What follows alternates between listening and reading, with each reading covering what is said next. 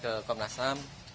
Pada hari ini kami Komnas HAM menerima pengaduan laporan dari kuasa hukum keluarga Vina, Ibu Maya dan rekan-rekannya dari kantor Hotman Paris. Gitu. Kami sudah menerimanya dan mendalaminya. Gitu.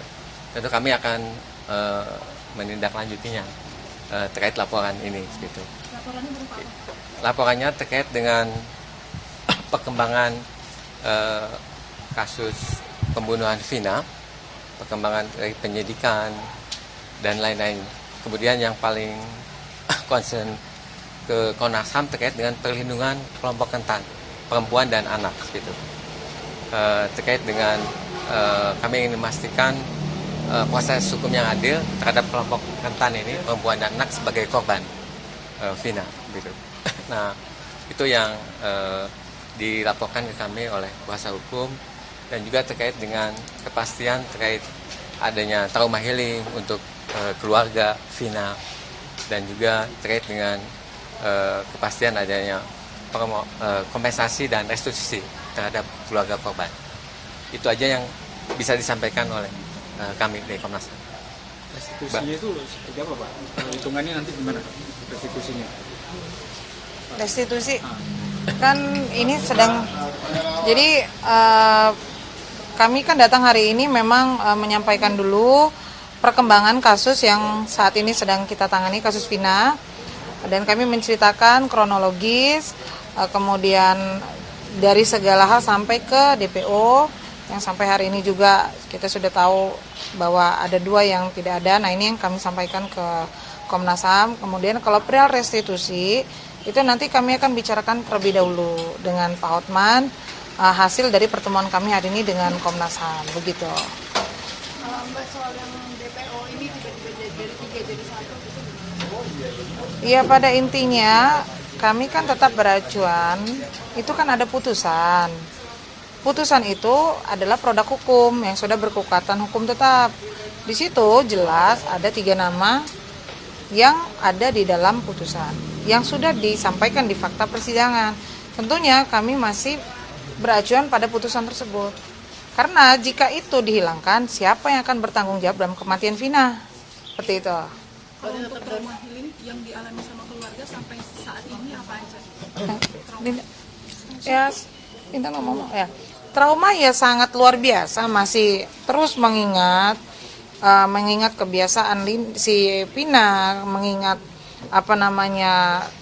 wajah Vina, kemudian mengingat luka dan penyiksaan yang dialami oleh Vina. Tentunya keluarga selalu terngiang-ngiang lah begitu. Jadi ya memang tadi saya sampaikan ke Bapak juga, ya bagaimanapun kita harus memberikan pendampingan untuk trauma healing tersebut, karena ini kan viral terus, beritanya naik terus, sehingga tentunya banyak pihak yang pro dan kontra. Tentunya mereka juga harus punya kekuatan ya, jangan sampai mereka akhirnya putus asa mendengar adanya 2 DPO yang hilang. Nah, ini yang juga akan kita kuatkan supaya nggak campur aduk lah gitu. Udah pelaku belum tertangkap, yang lain hilang lagi DPO, ini kan blunder akhirnya begitu. Terkait meminta bantuan ke Presiden itu seperti apa sih, Mbak? Iya, itu kan Pak Hotman ya. Jadi Pak Hotman meminta Bapak Presiden untuk turun. Maksudnya itu turun itu coba ikut turut mengecek itu apa yang terjadi sebenarnya begitu. Mbak Putri, terkait postingannya Bang Hotman yang tentang Linda itu gimana, Mbak? Yang tadi.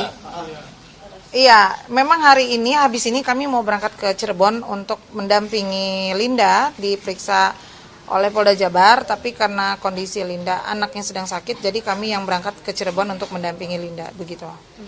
Bahkan kemarin sempat Peggy itu kan sempat ketika konferensi pers sempat menolak, dia bilang dia tidak terlibat dalam hal ini, dan bilang kalau polisi salah tangkap lagi. Ini mungkin ada tambahan.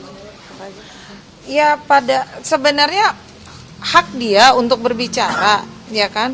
Haknya Peggy untuk berbicara apapun itu, karena dia juga merasa dia punya hak untuk menolak. Kalau kami ini kan kuasa hukum korban, tidak bisa berkomentar banyak karena kami tidak tahu tahapan penyelidikan, tahapan pemeriksaan kami tidak tahu. Hingga mengkerucut Peggy ditetapkan tersangka, berarti kan ada keyakinan dari kepolisian. Kalau kami ingin menyampaikan, kalau memang Peggy dan keluarga keberatan ditetapkan tersangka, tentu ada upaya hukum.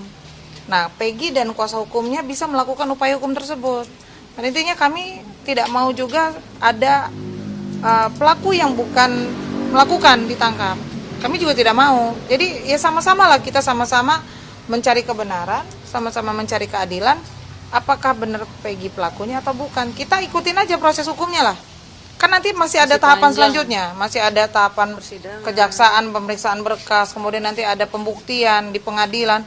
Jadi kita ikutin aja dulu. Jadi jangan kami nggak bisa komentar kalau Peggy benar atau tidak, ya kami nggak tahu gitu, karena kami kan korban.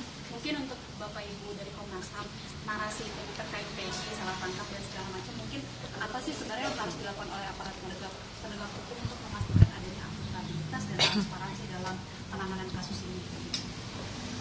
Ya, sebenarnya prinsip-prinsip dalam penegakan dalam proses hukum itu kan profesional ya, profesional, kemudian ada prinsip kehati-hatian, transparan dan akuntabel, dan bahwa sebenarnya kepolisian itu sudah memiliki peraturan polisi nomor 8 tahun 2009 terkait dengan hak asasi manusia yang penting sebagai satu prinsip diterapkan dalam penegakan hukum. Nah, ini juga menjadi salah satu atensi Komnas HAM.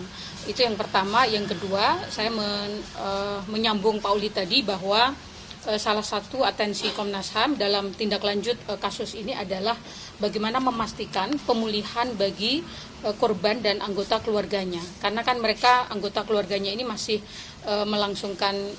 mesti melanjutkan hidup gitu ya, dan dengan viralnya kasus ini itu berdampak pada psikologi keluarga korban, sehingga ini yang mungkin juga menjadi atensi. Memang ini bukan kewenangan kepolisian, tetapi penting untuk dikoordinasikan dengan para pihak terkait ya, dinas sosial dan lain-lain, sehingga penting bagi para keluarga itu untuk mendapatkan semacam psikolog klinis untuk jadi acuan gitu seberapa trauma yang dihadapi korban karena kasus ini. Dan juga tentu kami akan terus berkoordinasi mendorong memeriksa para pihak terkait dengan tindak lanjut kasus ke depan. Itu saja. Terima kasih ya teman-teman. Terima kasih ya, cukup ya. Nanti kita update lagi dari Cirebon ya.